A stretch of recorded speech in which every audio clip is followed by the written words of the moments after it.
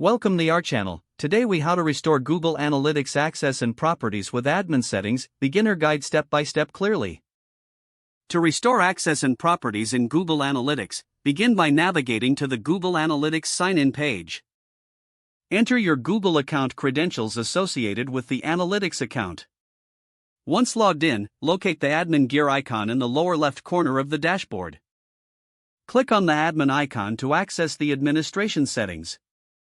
In the account column, select the account you wish to restore access for. Next, go to the property column and choose the specific property you'd like to work on. If you are unable to see the desired account or property, check if you have appropriate permissions. To manage user access, click on Account Access Management or Property Access Management found in the relevant column. In the Access Management set, if your access has been removed, you will need to ask an existing administrator to grant you the necessary permissions.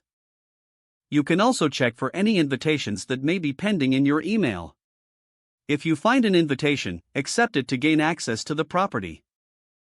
If you continue to experience issues, consider reaching out to a colleague who may have admin rights. They can check if your account is associated with the property. If the property is missing entirely, it may have been deleted or moved. In this case, consult with your team or the individual who manages the Google Analytics account.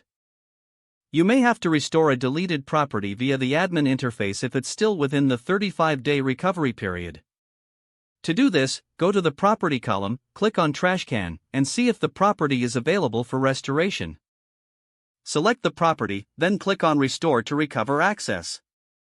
If none of these steps resolve the issue, consider contacting Google support for further assistance. Document your steps and any changes made during this process for future reference.